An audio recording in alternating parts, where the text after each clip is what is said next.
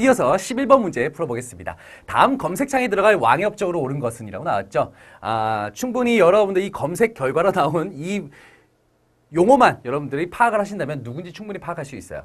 송악 출생, 고려 건국, 고창 전투 승리, 발해 유민 포용, 구삼국 통일까지 이뤄지는 이 일련의 사건 속에서 활약했던 공통적인 인물을 찾는다면 바로 태조 왕건이 되겠습니다. 고려를 세웠던 태조 왕건에 대한 설명이라는 걸 여러분들이 충분히 파악하실 수가 있어요. 뭐 고려 건국부터 해서 발해 유민 포용. 발해 유민을 포용한 이유는요, 바로 이제 태조 왕건이 이제 고려란 나라를 만들었지 않습니까? 그렇죠. 고구려 계승 의식에 의해서 이제 고려란 나라를 건국을 했는데, 발해가 이제 당시 거란에 의해서 멸망당했거든요. 그렇죠. 926년도에 거란에 의해서 멸망당했는데, 발해 역시 고구려를 계승했습니다. 그렇죠? 앞에서 제가 언급해 드렸죠. 고구려를 계승했습니다. 자, 그런 어떤 고구려 계승 의식, 같은 동질감이죠. 그런 것 때문에 발해 유민들을 또 포용하기도 했습니다. 그리고 936년도 후백제를 치면서 결국은 이제 후삼국을 통일하게 됐죠.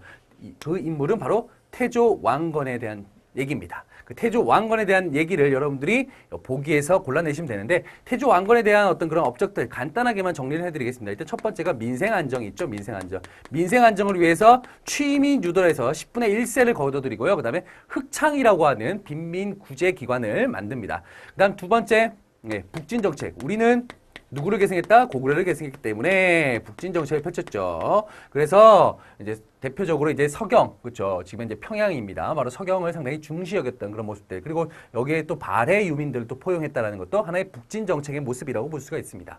자, 세 번째, 호족 있죠. 융합정책이 있죠. 호족 융합정책. 호족들을 융합하기 위해서 혼인정책, 29명의 이제 부인들과 결혼하게 되고요. 그 다음에 사성정책에 해서 왕시성을 하사하기도 했습니다. 반면에 이제 호족들을 어느 정도 견제하기 위해서 사심관 제도라든가 기인 제도 등을 두기도 했다라는 거. 이런 어떤 태조 왕건의 어떤 일련의 어떤 정책의 모습들도 여러분들이 체크를 하셔야 됩니다. 그러면서 이제, 나중에 후대 왕들에게 앞으로 이렇게 했으면 좋겠다라고 하는 교훈으로 남겨뒀던 게 바로 훈요 10조입니다. 군주로서의 역할을 여기 훈요 10조에다가 담았다라고 보시면 되겠습니다. 자, 바로 그 내용은 훈요 10조와 관련이 있다라는 거 기억해 두시면 되겠습니다. 이거는 이제 사실 군주로서의 어떤 그런 모습을 담고 있다라고 한다면, 우리가 지금 현재는 남아있지 않은 것들이 있습니다. 계백요서라는 게 있죠. 계백요서. 우리 아마 들어봤을 거예요. 그래서 계백요서 같은 경우는 이제 신하로서의 어떤 역할을 강조했던 그런 글이 바로 계백요서인데, 현재는 지금 현재 현존하지는 않습니다. 아시겠죠?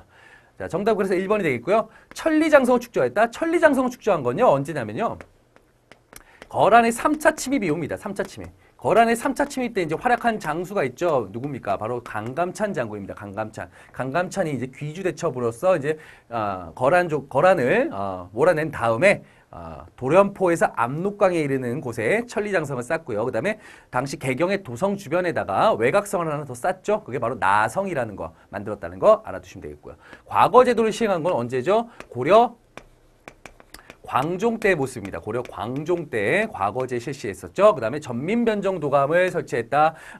불법적으로 소유했던 노비들을 양민으로 풀어주는 전민변정도감. 역시 고려 말 누구죠? 공민왕 때입니다. 여기 이제 신돈이라는 사람을 등용하게 되죠. 공민왕 때. 자, 12목의 지방관 파견했다. 12목 지방관 파견. 이거는 이제 고려 성종 때 얘기입니다. 고려 성종 때. 고려 성종 때 최승로의 시무 28조를 받아들여서 이제 12목에다가 지방관을 파견하기도 했다라는 거 알아두셔야 됩니다. 자주 나오는 거예요. 12번 가겠습니다. 다음과 같은 비석을 세운 사회 조직에 대한 설명으로 옳은 것은 이라고 나왔죠. 자, 보겠습니다. 이에 빈도 나오고요. 빈도 나오고요. 여러 사람 한 마음으로 발언하여 향나무를 묻고 나라가 태평하고 백성이 평안하기를 기원합니다. 빈도란 건 승려가 자기를 낮추는 말이다. 향나무를 묻는다. 매항비라고 나왔죠. 자, 이 조직은 뭘까요? 예, 고려시대 대표적인 조직 뭡니까? 향도라는 조직이에요. 향도라는 조직에 대해서 여러분들이 보기에서 골라내시면 되는데, 향도라는 조직에 대해서 제가 가볍게 여러분께 언급을 해드리겠습니다. 이 고려시대 때 처음으로 이제 조직된 건데, 원래는 이제 불교 신앙 조직이에요. 예, 불교 신앙 조직. 이들이 이제 처음에 불교 신앙 조직으로서의 어떤 모습은 향나무를 바닷가에 이제 묻고 묻었다라는 거. 그래서 그걸 매항 활동이라고 하거든. 매항 활동. 하나의 불교 신앙적인 어떤 활동이었었는데 이런 활동들이 고려 말 조선으로 넘어가면서 뭘로 바뀌냐면요. 농민 공동체 조직으로 바뀐다라는 거. 공동체 조직. 뭐 당시 마을 노역이라던가 아니면 혼례라던가 아니면 상장례, 그쵸? 상장례라던가 아니면은 이제 뭐 마을 제사 이런 것들을 지낼 때 서로 상호 부조하는 형태의 어떤 그런 농민 공동체 조직으로서 이제 발전했던 게 바로 이 향도라고 하는 조직입니다. 처음에는 이제 불교 신앙 조직이었다가 뭐 이후에 불교 신앙 조직 때는요. 뭐 대규모 인력 공사가 있을 때는 뭐 불상 불탑 쌓을 때는 이 향도라는 조직들이 주도적으로 또 참여하기도 했다라는 거죠. 하지만 이제 고려 말 조선으로 넘어가면서 이제 상호 부조의 어떤 모습들이 나타나기 시작한다. 요걸 여러분들이 기억을 해주신다면 보기에서 충분히 그 정답을 찾아낼 수가 있어요. 자, 보겠습니다. 기억. 불교 신앙을 바탕으로 조직되었다. 맞는 내용이죠. 방금 전에 언급해드렸습니다. 니은 중앙에서 교수나 훈도가 파견되었다. 예, 이거는 농민 자체 조직이에요. 자체 조직이기 때문에 누가 교수나 훈도가 파견되지 않았죠. 이건 누구냐면요. 바로 향교에 대한 내용입니다. 향교. 향교라고 하는 건 고려시대부터 해서 조선시대까지 있었던 대표적인 관학이죠. 정부 주도에 의해서 만들어진 거라고 보시면 되겠고요. 디귿, 상호부조를 통한 공동체로 발전하기도 했다. 이 정답 맞죠? 자, 리을, 선현에 대한 제사와 양반 자제의 교육, 그쵸? 제사와 교육에 담당한다. 이거는 언제냐면요. 바로 조선에 들어가면 서원입니다. 서원은 사학이죠. 사학인데, 요 서원 같은 경우는 언제부터요? 예. 조선 중기부터 조성이 된다는 거. 사원이 아니고 서원입니다. 중기부터 조성이 된다는 거 기억해 두시면 되겠습니다. 그래서 기억과 디귿 정답은 2번이 되겠습니다. 13번 가겠습니다. 가식에 있었던 사실로 옳은 것은 이라고 나왔죠. 후퇴하는 거란군을 이대로 보낼 수 없다. 귀주에서 물리치자. 자, 첫 번째 내용은 뭡니까? 예, 강감찬의 귀주대첩입니다. 강감찬의 귀주대첩. 귀주대첩. 이 거란의 침입이죠. 거란의 몇 차 침입이요? 3차 침입이요. 예. 거란의 3차 침입입니다. 자, 그 다음에 두 번째 거 보겠습니다. 두 번째 건요. 삼별초는 이곳에서 진도에서 몽골과 맞서 싸운다. 바로 삼별초 항쟁입니다. 자, 삼별초 항쟁은 언제부터 시작했냐? 바로 1270년도. 바로 이제 당시 강화도에, 그쵸? 몽고와의 항쟁을 위해서 강화도에 터를 잡았었던 바로 지배층들이 결국 몽고와의 강화를 통해서 개경으로 환도를 하게 됩니다. 이제 뭐 강화라는 표현을 썼지만 이제 몽고의 어떤 그런 결국은 그 압력에 결국 견디지 못하고 개경으로 이제 환도를 하게 된 거죠. 이후부터 이제 원 간섭기가 시작되는데 삼별초들은 끝까지 개경으로 가지 않고요. 이제 몽고군과 싸우게 됩니다. 이거 언제부터냐? 1270년부터라고 보시면 되겠습니다. 70년부터 삼별초 항쟁이 시작되는데 이때는 누구와의 항쟁이죠? 예, 몽고와의 항쟁이죠. 몽고와의 항쟁. 그렇죠? 몽고와의 항쟁. 우리 고려 시대 때 대외 항쟁들이 있습니다. 매 세기마다 그 항쟁들이 있어요. 대외의 어떤 그런 항쟁, 전쟁의 모습들이 있는데 여러분들 잘 알고 계실 거예요. 거란족이 고려 초기 때 침입을 해왔죠. 3차 침입입니다. 1차 때 서희의 외교 담판, 그래서 강동육주 획득. 2차 때는 뭐 양귀의 활약, 3차는 강감찬의 귀주대첩 있었고요. 고려 중기 때 오면 누가 또 쳐들어옵니까? 여진이 또 쳐들어오죠. 여진족이 쳐들어오니까 이때 윤관이 별무반을 조직을 해서 그 다음에 동북구성도 만들면서 이제 여진을 정벌하는 모습들. 하지만 이제 여진이 커지면서 금나라를 세우고 우리에게 또 4대 요구를 하기도 했죠. 세 번째가 이제 13세기 때 이제 누굽니까? 몽고 침입니다. 몽고. 네, 몽고 침입이 있었죠. 이것도 여러 차례가 있었죠. 몽고 침입. 결국은 우리 당시 지배층들이 개경을 버리고 이제 강화도로 수도를 이전하게 되죠. 임시 수도로 옮겼죠. 그다음에 이제 고려 말에 가면요. 누가 있냐면 바로 왜구들이 있어요. 왜구. 거의 군사, 해적이 아닌 거의 뭐 군대의 어떤 형태로 이제 쳐들어오기 시작합니다. 그리고 이제 홍건적, 그쵸? 명나라의 농민 반란군이었었던 홍건적들도 이제 국경 지역에서 상당히 말썽을 좀 피웠죠. 이런 식으로 이제 많은 어떤 대외의 어떤 그런 어떤 모습들이 나타납니다. 대외적으로 상당히 많은 고충들이 있었죠, 고려시대 때. 자, 여러분들 그러면 거란이 있고요. 그 다음에 몽고가 있으니까 그 사이에 이제 대표적인 여진이 들어간다라고 보시면 돼요. 자, 그럼 한번 살펴볼까요? 이성계가 위화도에서 회고나했다. 위화도에서 회고난 건 고려 말이죠. 이 거의 그 조선 건국 전입니다. 1488년도 일이에요. 예. 이 위화도 회고나면서 이제 이성계가 어느 정도 이제 정치적 권력을 획득하게 됐죠. 자, 2번 윤관이 별무반 편성을 했다. 제가 말씀드렸죠. 윤관의 별무반 편성, 동북구성 축조 나옵니다. 그래서 정답은 몇 번이에요? 2번이 정답이 되겠죠. 3번 최영이 흥산에서 왜구의 대승을 거뒀다. 흥산 대첩. 요거는 이제 왜구 침입 때잖아요. 왜구 침입 때. 그렇죠? 고려 말이니까요. 이건 정확히 뭐 연도로 따지면 1376년도라고 보시면 돼요. 자, 4번. 공민왕이 친원 세력인 기철 등을 수청했다. 이 바로 언제죠? 몽고 침입 이후 원간섭기 때, 그렇죠? 원간섭기 때 모습인데 이때 이제 공민왕이 반원 정책을 통해서 이런 친원파들을 숙청하는 모습들도 보입니다. 이거 역시 고려 말입니다. 고려 말이라고 보시면 되겠고요.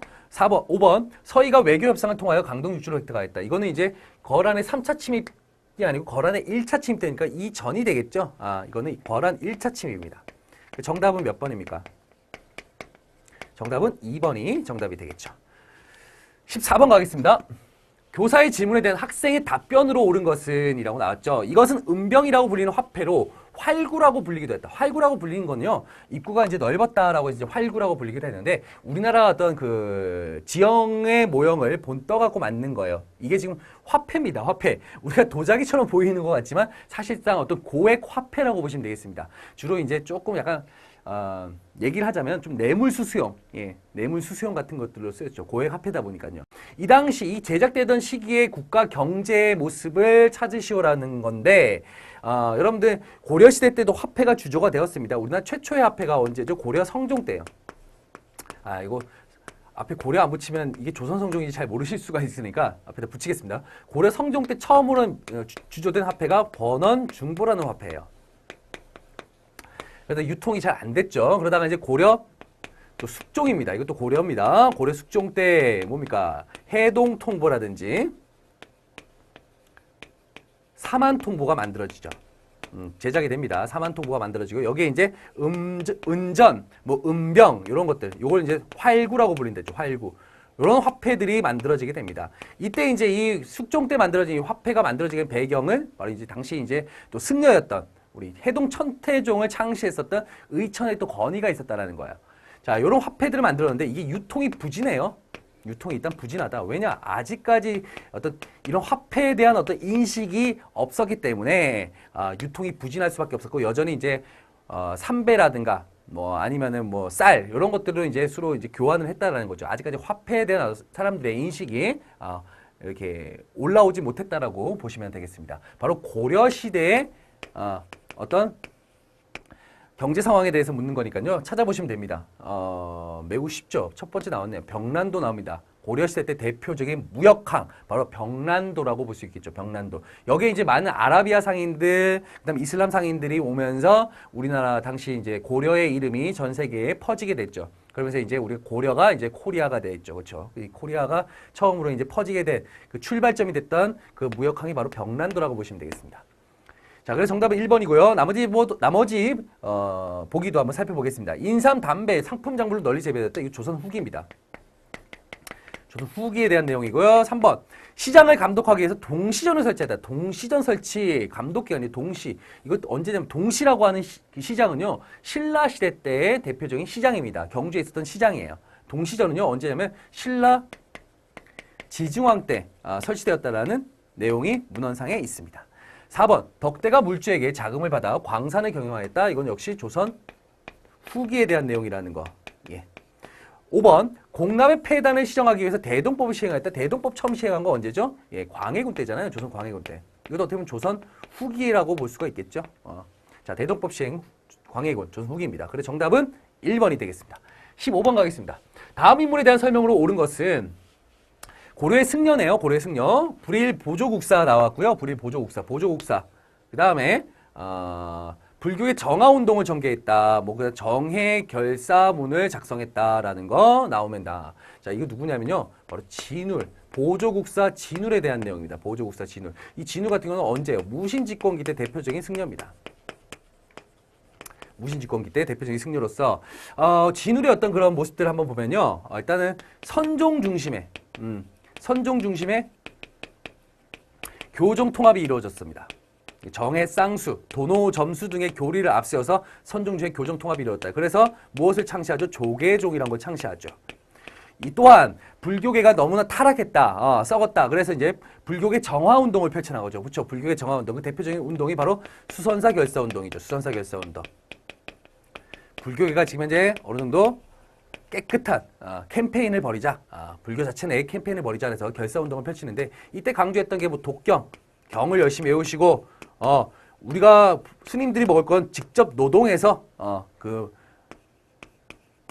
우리가 먹을 것들은 우리가 스스로가 노동을 통해서 우리가 먹자라는 식의 어떤 이런 노동을 또 강조하는 모습들도 보였습니다.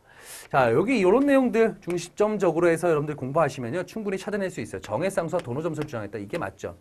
당시 이제 이런 조계종 창시 때 그 교리가 바로 정해쌍수. 그렇죠. 정해쌍수란 게 정이 이제 선종이고요. 해가 이제 교종입니다. 함께 닦는다. 그러니까 선종이 중심이 된다는 얘기고, 도노가 뭐냐면은 문득 깨달음, 선종이 되겠고요. 점진적 수행, 교종이 되겠어요. 역시 선종 중심의 교종 통합. 그래서 정해쌍수, 도노점수 주장했다는 거 기억하시면 되겠고요. 무예가를 만들었다. 이거는 이제 통일신라 때. 통일신라 때 누구죠? 원효대사에 대한 얘기다. 무예가. 원효에 대한 얘기고요. 화엄일승 법계도 자 그림을 그렸죠. 자 그림 형식의 어떤 서적입니다. 화엄사상을 정리한 거 역시 통일신라 때 의상에 대한 내용입니다. 유불일치설 주장했다. 바로 진울의 제자죠. 진울의 제자였던 누굽니까? 바로 해심에 대한 내용이에요. 해심. 자, 불교 관련 설화를 중심으로 삼궁유사를 편찬했다. 삼궁유사 편찬한 건요, 일현 스님입니다. 일현. 그렇죠? 그래서 정답은 1번이 되겠습니다. 16번 가겠습니다. 우선 현령과 실시를 축하합니다. 향후 추진하고자 하는 국정과제에 대해서 말씀해 주십시오. 전학계 땡땡땡을 건의하려고 합니다. 라고 이제 나왔죠. 예, 이 사람 현령과 실시면 나오면 벌써 이미 게임 셋입니다. 현령과 누가 실시했냐? 바로 이분 누구냐? 바로 중종 때 등용되었던 신진사림의 대표적인 주자, 바로 조광조에 대한 얘기입니다. 조광조. 바로 조광조의 개혁 중에 하나가 바로 현량과입니다. 현량과. 현량과가 뭐예요? 첫 번째 현량과. 추천제예요. 추천제. 똑똑한 인재들을 추천해갖고 그들을 이제 중앙 정계를 올리겠다라는 거죠.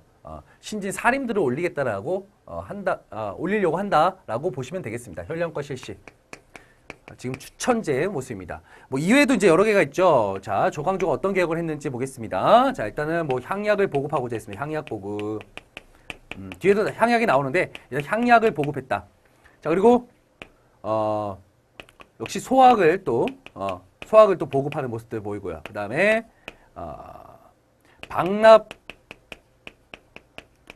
시정을 요구했습니다. 방납 시정을 요구했다라는 거 기억하시면 되겠고, 그 다음에 소격서, 도교 행사를 주관했던 소격서를 폐지합니다. 자, 이러한 어떤 활동들을 펼치고요. 마지막으로 이제 훈구들에게 상당히 훈구들의 반발을 불러일으켰던 사건이 뭐냐면 위운삭제 사건이에요. 위운삭제. 위운삭제 사건이라는 게 뭐냐면요. 위가 뭡니까? 우리가 위작이다 뭐 이런 표현 있어요. 위, 거짓이요. 거짓. 거짓 공훈을 삭제해야 된다라는 거예요. 거짓 공훈을 삭제해야 된다. 이 거짓 공훈을 왜 삭제하냐면 중종, 이 조광조라는 인물 역시 중종 때 인물이에요. 중종 때. 중종이 어떻게 왕이 올랐죠?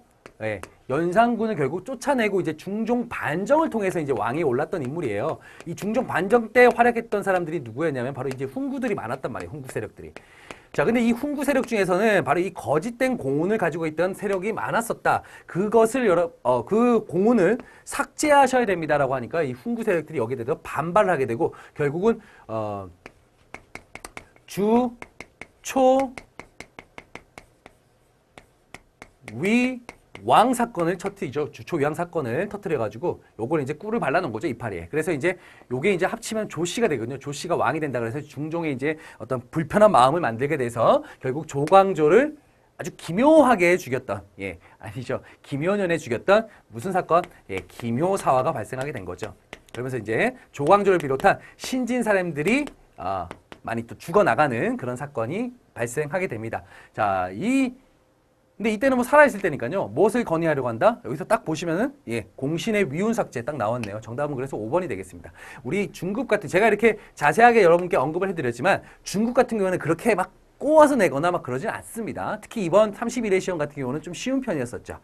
자, 요동정벌 주장했다. 요동정벌. 이건 태조 때, 태조 이성계 때, 조선으로 치면 태조 이성계 때,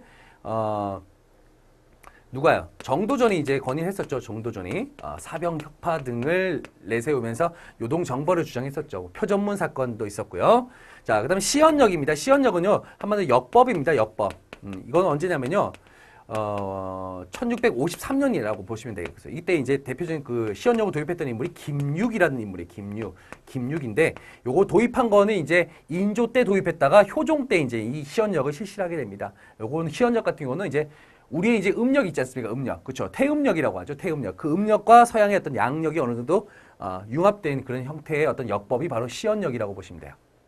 3번 영정법 시행입니다. 영정법 시행은요. 이거 언제죠? 영조 때죠. 영조 때. 영조가 아니죠? 죄송합니다. 인조 때입니다. 인조. 인조 때 시행한 거죠. 1결당 4두씩으로 고정시켜버려라. 4두에서 6두로 고정시켜버려라 해서 영정법을 실시하게 되고요. 홍문관 설치한 건 이건 성종 때예요. 성종 때. 홍문관이라고 하는 건 사실 경연과 서연을 주관합니다. 왕과의 어떤 그런 학술 토론, 그 다음에 세자와의 또 학술 토론, 이런 것들을 주관했던 곳인데, 요게 이제 성종 때 만들어지는데, 이거는 이제 사실상 지편전을, 그렇죠? 지편전을 계승한 거죠. 세종 때 만들었던 지편전이 우리 수양대군, 바로 세조 때 혁파되었다가 다시 홍문관이라는 이름으로 다시 만들어지게 됩니다. 자, 그래서 정답은 몇 번이에요? 그래서 16번, 5번이 되겠고요. 17번 가겠습니다. 밑줄근 관청에 대한 설명으로 옳은 것은 이라고 나왔죠. 관청에 대한 설명으로 옳은 것은 2조의 한 고위 관리가 뇌물을 받고 인사부정을 저지르고 있다는 정보를 입수하였다. 뭔가 누가 부정을 저질렀네요. 자, 그래서 나는 우리 관청의 수장이 대사원에게 보고를 하고 그 경위를 조사할 것이다. 지금 이제 딱 보니까 관리감찰에 대한 내용이네요. 관리감찰. 관리를 지금 이제 조사하겠다. 우리가 흔히 관리감찰을 또 좀 유식한 말로 표현하면 백관을 규찰한다라는 거죠. 백관을 규찰한다. 자, 요거와 관련해서 어떤 기구가 있냐, 관청이 있냐라고 한다면, 그리고 그 수장이 대사헌이랍니다. 대사헌. 이미 여기서 나왔어요. 뭡니까? 사헌이죠. 사헌. 그렇죠. 사헌부에 대한 내용이에요. 사헌부. 사헌부 같은 경우는요, 관리감찰, 바로 백관규찰 이외에 뭐 풍속의 기강을 뭐 확립한다. 라고 보시면 되겠습니다. 확립하는. 이런 어떤 기능을 가지고 있고요. 여기에 이제 수장이라고 한다면, 대사헌이 되겠죠. 대사헌. 자, 그 다음에 이제 3사 중에 3사 한번 살펴볼까요? 왕권의 어떤 그런 왕권의 견제와 관리 감찰을 만들었던 대표적인 언론 기능을 가지고 있던 3사입니다. 여기 대표적인 또 사관원이 있죠. 사관원. 사관원 같은 경우에는 뭐냐면 왕에 대한 간쟁, 전하 통촉하여 주시옵소서, 왕에 대한 간쟁 같은 게 있었고요. 그리고 이제 쫓아내 신료에 대한 뭐 탄핵 이런 것들도 이제 했었던 곳이 바로 이제 사관원입니다. 여기에 이제 수장이라고 한다면 뭐가 있냐면 대사관이 있어요. 대사관. 그리고 이제 3사 중에 마지막 하나가 이제 홍문관입니다. 홍문관. 홍문관 같은 경우의 역할은 아까 제가 여러분께 언급을 해드렸죠. 네, 뭐 있습니까? 경영, 그렇죠. 왕과의 토론, 신하와의 토론, 그 다음에 서연, 세자와 신하와의 토론 이런 것들을 주관했고요. 일단 왕에게 뭐 조원, 조원 같은 것들을 했던 그 기관이 바로 이제 홍문관. 요걸 합쳐갖고 뭐라고 한다? 3사라고 합니다. 3사. 3사인데 그 중에서 이제 요 두 개, 요 사원부와 요 사관원을 합쳐가지고 뭐라고 하냐면요, 우리가 대간이라고 합니다. 대간. 대간이라고 한다라는 거 기억하시면 되겠고요. 각각의 수장들이 여기 아까 대사헌, 대사관, 여기는 뭐냐면요, 대제학이라고 불러요. 대제학. 뭐 여기까지는 공부 안 하셔도 되지만 그래도 알아두시면 좋습니다. 자, 보겠습니다. 관청에 대한 설명으로 옳은 것을 찾는 거니까요. 왕명의 출납을 했다? 이거 승정원이죠. 승정원. 그렇죠. 왕명 출납, 왕의 비서기관이었습니다. 승정원. 여기 대표적인 수장이라는 도승지가 있죠. 도승지. 자, 2번. 역사서를 편찬하고 보관하였다. 춘추관입니다. 춘추관. 춘추관입니다. 삼정승이 모여 국정을 총괄하였다. 의정부죠. 수도의 행정과 치안을 담당하였다. 한성부에 대한 얘기입니다. 관리를 감찰하고 풍속을 교정하였다. 맞죠? 정답은 그래서 5번이 정답이 되겠습니다. 18번으로 가겠습니다. 가에 들어갈 용어로 옳은 것은 나왔죠? 1491년에 피폐해진 농민 생활을 안정시키고 부족한 국가재정을 확보하기 시행되었다. 전 현직 관리에게 경기 일대 토지에 대한 수조권을 지급하는 것을 원칙으로 했다. 경기 일대 토지에 대한 수조권 지급을 원칙으로 했답니다.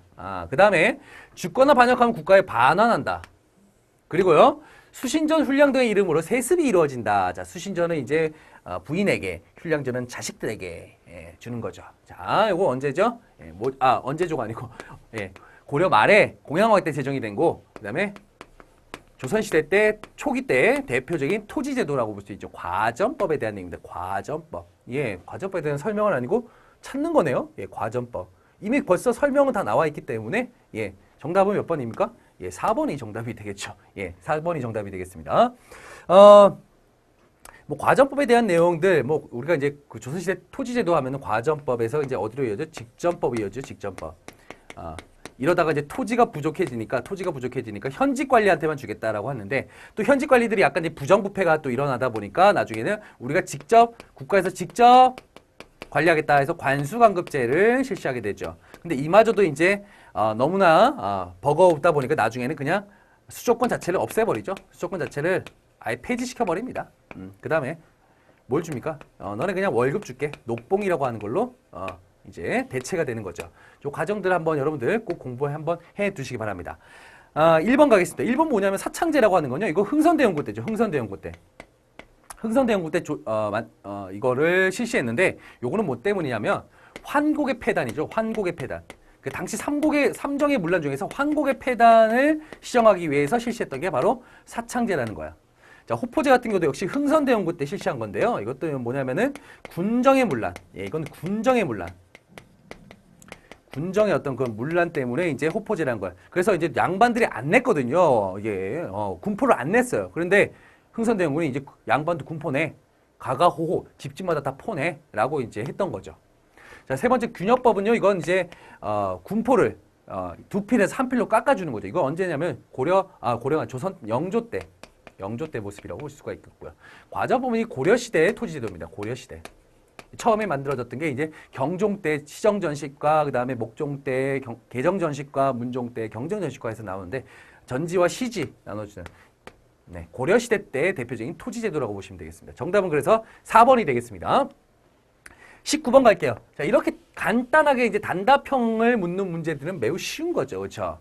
이것은 원래 송에서 향촌사회를 교화할 목적으로 만들어진 것입니다. 조선에서는 중종 때 전국적인 실시를 추진하였고, 이왕과 이 등은 우리나라 실정에 맞게 만들기도 했습니다. 이건 무엇일까요? 향약이네요.